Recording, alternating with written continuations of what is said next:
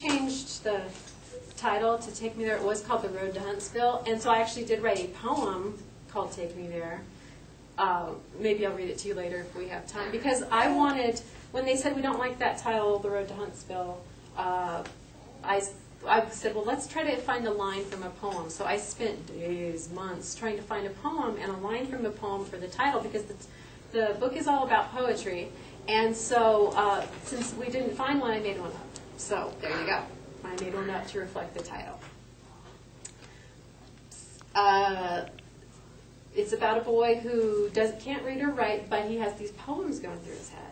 And so a lot of times kids really struggle with language, and I know, like, the reading of language and the writing of language. And just because you struggle with reading and writing doesn't mean you're not a great storyteller. In fact, some really fabulous storytellers don't spell very well and didn't read very well as children, but they still had lots of stories. And so getting those stories down on paper reading and writing is important for that process, but you don't have to be a great reader or writer to have a really good story to tell. All right, so enough about that. I want to talk a little bit about the way that I write stories. And so this is something that I created, which is the way I plot stories. And I'm going to go through this really fast because I want to give you guys the opportunity to do some writing today. So I'm going to go through this a bit more quickly than I typically would. So kind of hang on, and if I'm losing you, just tell me to slow down a little bit, because I typically spend an hour and a half just talking about this, and I really only want to spend about 20 or 30 minutes, so you guys will have a chance to write. Basically, and let me give you these handouts so that you can kind of follow along with. You gave me some handouts. They're over there, and they're in twos, so they're together already. Would you pass these out? So you guys get this one that looks like a little film thing, and then the pictures. And the pictures are what I want you to look at right now. A lot of stories start out by comparing and contrasting an old, boring world and a new, exciting world. This is the middle, this is the beginning of the story, the middle section of the story, and the end of the story. Now, what I'm going to talk with you about today is the way that you could plot an entire novel or an entire feature-length film. However, a lot of these same elements will appear in short stories and fairy tales. And for the types of stories that you want to write that are about your personal experiences, you don't have to try to follow this whole long plot analysis, but think about some ideas. You might find one or two of these things that would be really interesting to incorporate into your stories. So, when I start out talking about stories, a lot of stories contrast an old world and a new world. So, give me some ideas of the types of books and movies you guys read and watch. What are you reading in school? Is anybody reading a novel in school?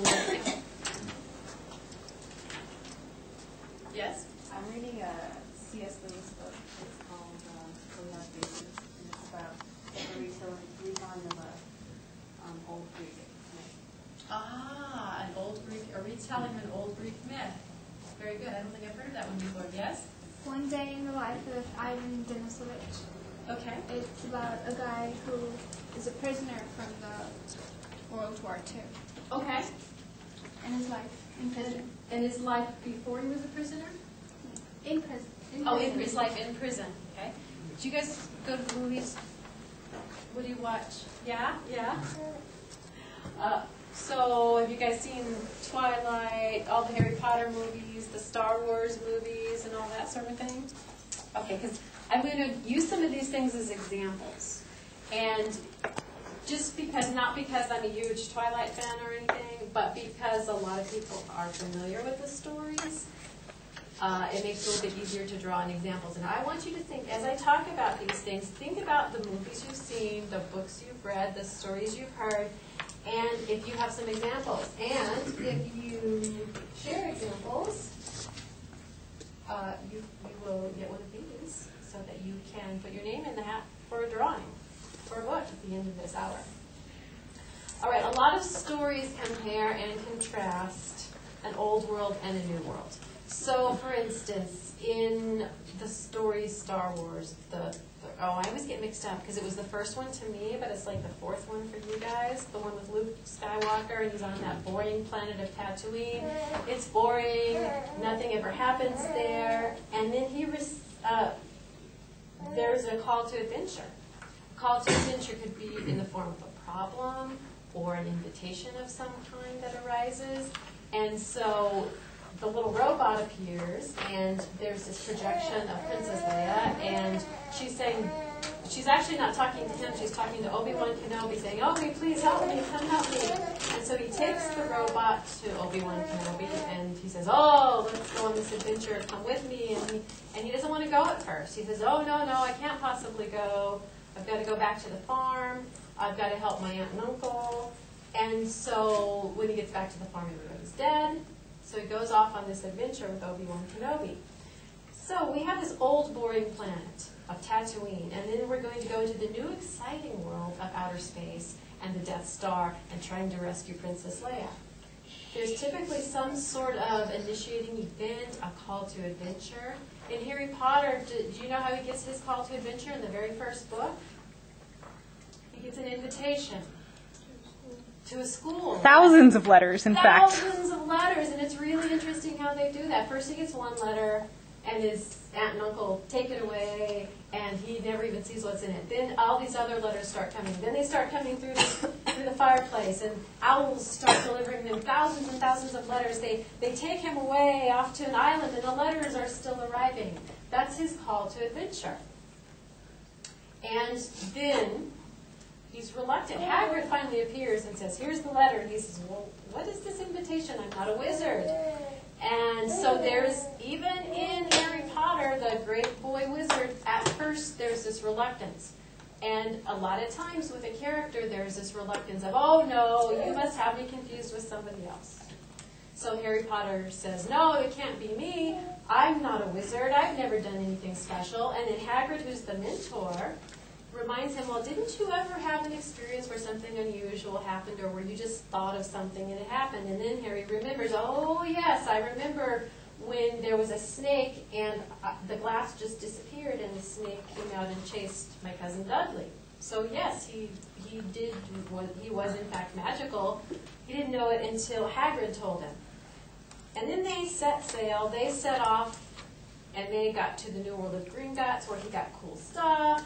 He got gifts. Do you remember some of the things he got when he got to not just Gringotts, but Diagon Alley? What were some of the cool things he got? A wand. He got a wand. What else? Owl. He got an owl. Yes. What else? Books. He got lots of books.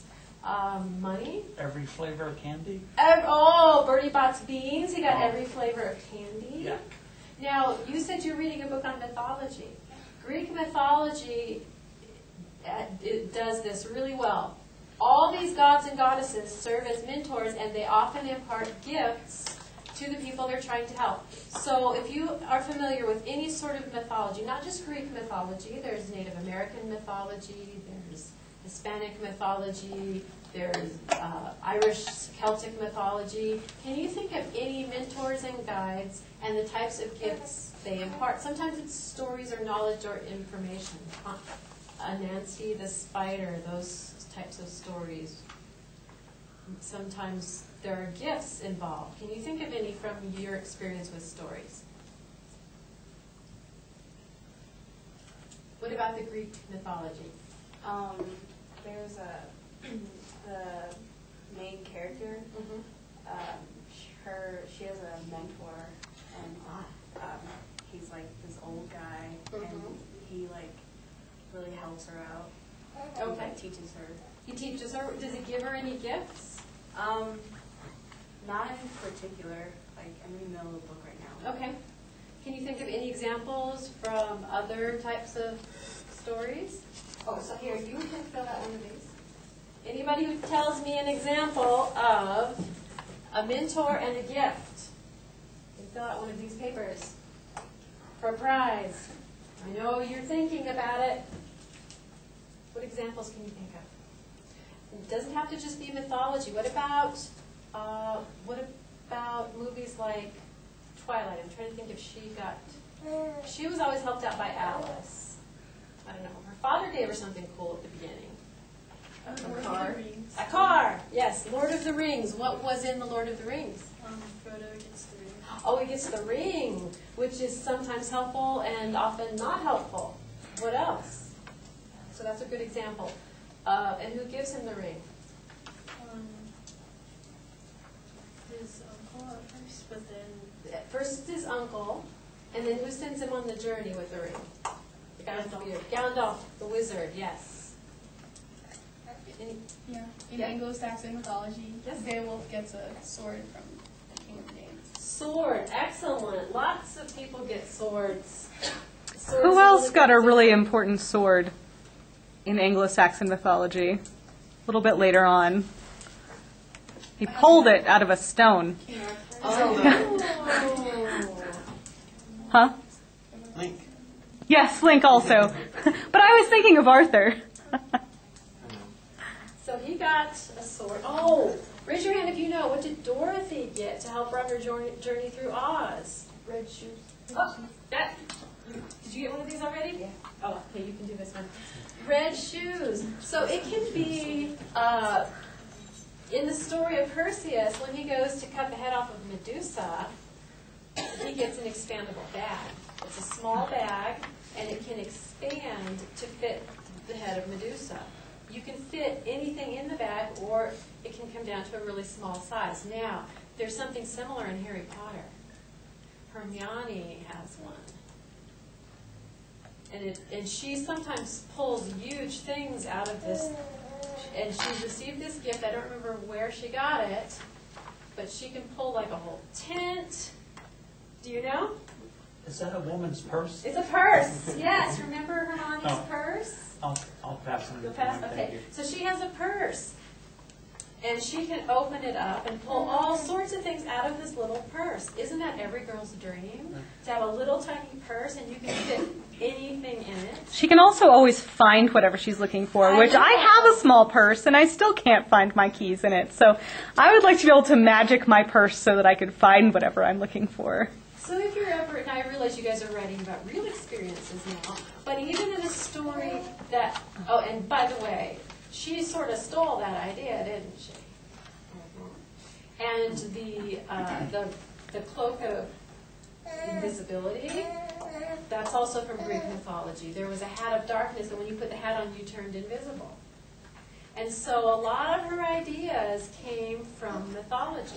You know, the three-headed dog was Cerberus, who guards the gates of Hades. And so it's very, very common for people to take ideas from mythology and weave them into their own stories. But it doesn't just have to be mythology. So for instance, now you're writing contemporary stories about your life in Gallup. In movies that are about contemporary people, sometimes, what are the types of gifts in books or movies that people get? Knowledge. Like, this is the scene where you sit down with your wise grandparent and they're going to give you something. Maybe they give you a map to a buried treasure. Or it could be a secret playbook that has all the great plays to be a good football player. What are some other things in movies or in your own life that maybe an older, wiser person has given to you that might be a treasured